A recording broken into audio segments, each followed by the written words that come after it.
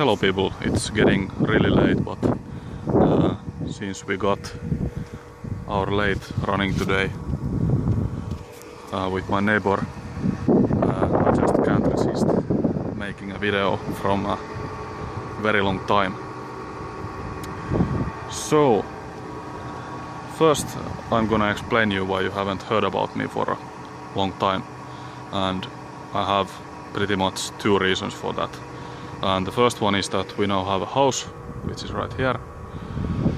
And the second one is that I've been working half full time on the mystery project and half time at work. So I just haven't had any time to edit videos. But I think I have hours of raw material, video material from the mystery project. So when I get it finished, I will edit them all, and then you will see it, and I can promise you, you will like it. It should be pretty interesting. And the project is now almost finished, and for the last 3 days I have been working at school from 8 AM to 9 PM, and the rest of the days I do my paying work at a car inspection company. But now you're gonna get a short video, and I think I will now explain something about this lathe. And to start with, it had some electrical issues. Well, actually there wasn't anything wrong with it. Well, let's put it that way. I broke it a little bit, very little, only very little, because this lathe was completely operational and working, and I tested it the day I bought it, but here it just wanted to blow the fuses when I tried to switch the motor on. And let me show you the other side first. There is, I think it's a nice feature after all. This lathe has this star triangle switch. So the three-phase motor is much easier to start when it's connected in star, and then when it starts running you have to switch the triangle or the delta. And I can show that to you maybe in the next video about this lathe, but now I won't risk switching off and on again, because I have a extremely long extension cord running all the way from my house to here, and it's very hard for the cable to withstand the current of the starting, but it will barely start. And the problem was so simple that I had made a mistake of connecting these three phases. So I had the phases set wrong, and the star triangle switch will not work when the phases are set incorrect. When there is no switch like that, the motors will just turn the wrong way. But when you have this switch, the star delta switch will burn the fuses immediately. It will short circuit. So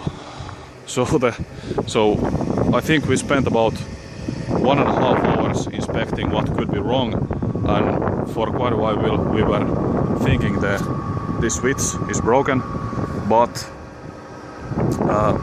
then we had the idea of switching the places of two phases, and it actually worked, and it was pretty awesome to get it running again. And I don't know if you can hear it, but it is running and the oil is flowing,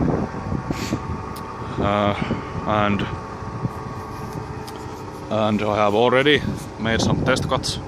The very first test cuts, I think this is a piece of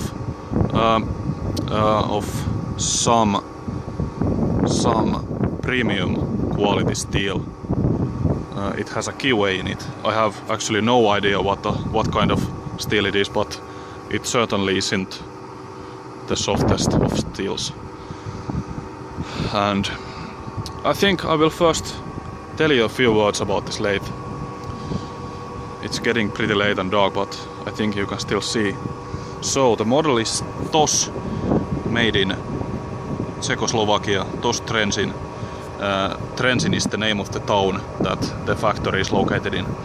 The model is SN63B, and here I think should read the year of manufacture, but it is not printed on anywhere on this machine for some reason, which is pretty bad.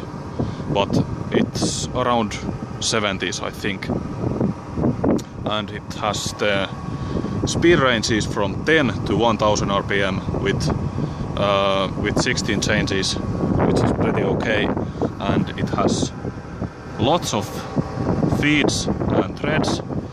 Feeds go from 800 to 6.4 millimeters per revolution, and threads go from, let's see, I think from half a millimeter to I think 80 millimeters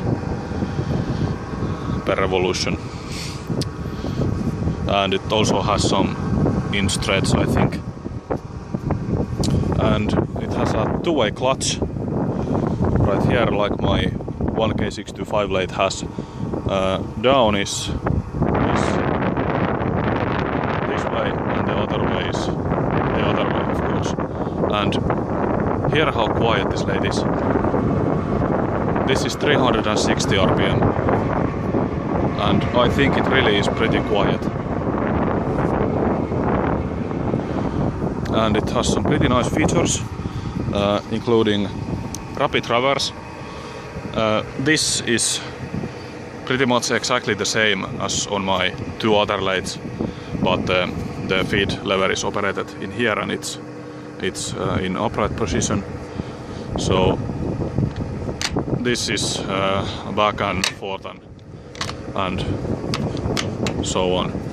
It's pretty Soviet to operate, but that's okay.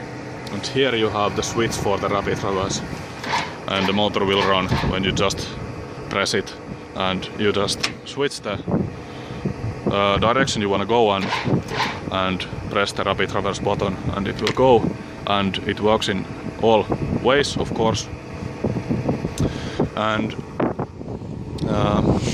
it has a pretty nice big hand wheel. I think one division is I think it's 500 of a millimeter of diameter per one division, I think so.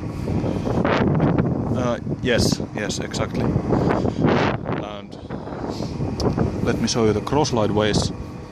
First, no scraping visible, but I don't actually think these ways are even scraped, but there are absolutely no scratches. I have done no measuring so far, but just by looking at all the ways.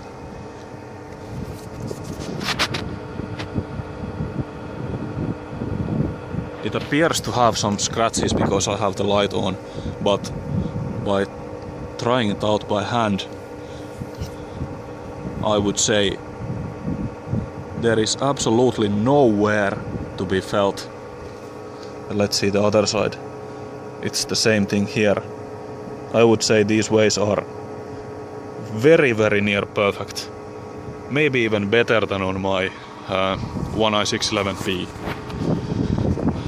And of course this is not the most used part, but it's not very far from it either. The most used part is around here, but it's not much different at all in here, if any.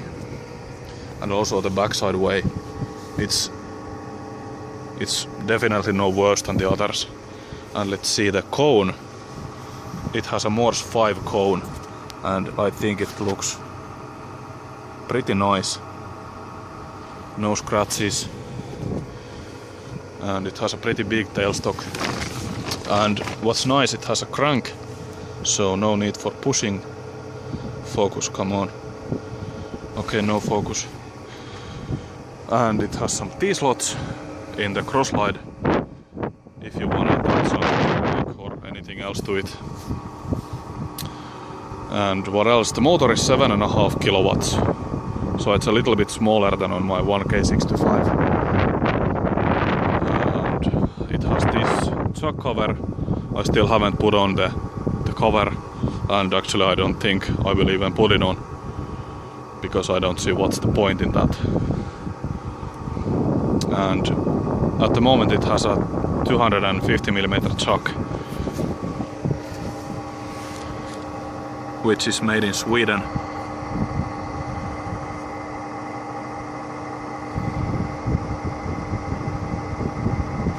Should be a pretty good chuck. I have another one of these chucks, and then I have I think it's about 400mm 4-jaw and a huge 4-jaw, and also some other chucks. And the spindle nose is Soviet type. It's some kind of DIN standard, but I cannot remember which one it is. It's the same type as on my 1K65, but a bigger size.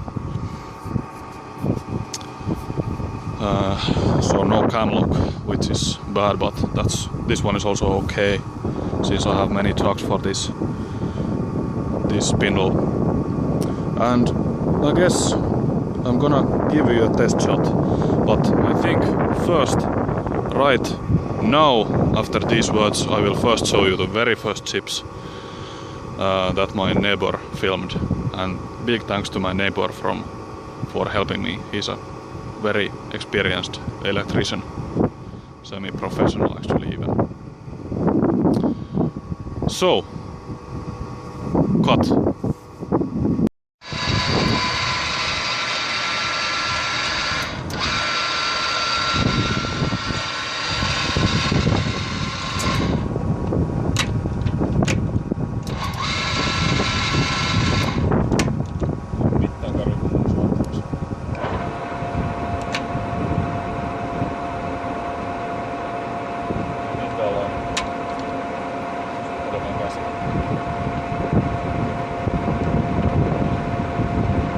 Ensimmäiset lastit niin on sama mitä ne tulee.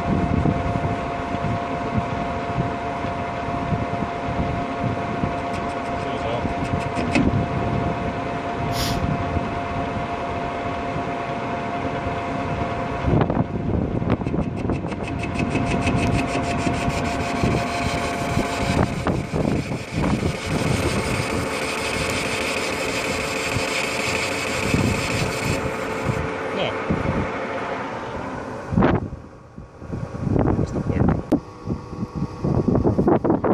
Now you're back. So you saw the first chips, and now let me give you a little bit heavier pass. I think this will be around 2.5mm per side, so 5mm of diameter, and 5mm is, let's see, I think it's 200 thousandths of diameter and 100 thousandths per side. So let's switch down the clutch and engage the feed and take cover from flying chips. Focus first. And this tool is not making very nice chips. It will curl, but it will not break. But luckily...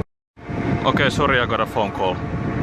So luckily we have a keyway that will act as a chip breaker. Okay, let's go. First it will take about 1mm, and then it will go to... battery of my phone is almost dead. I have to use my flashlight.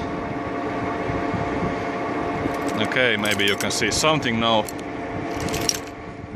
Sorry for this really bad filming conditions, but as I have said before, maybe a bad video is better than no video. Maybe. Here we go.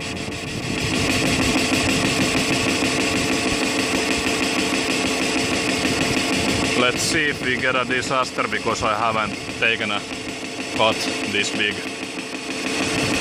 until now. It will go just fine.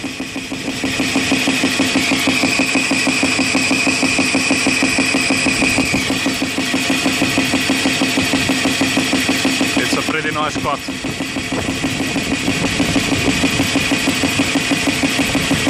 Pretty heavy chips. The feed is 20,000 per revolution. 20 hundreds, I mean. 2/10.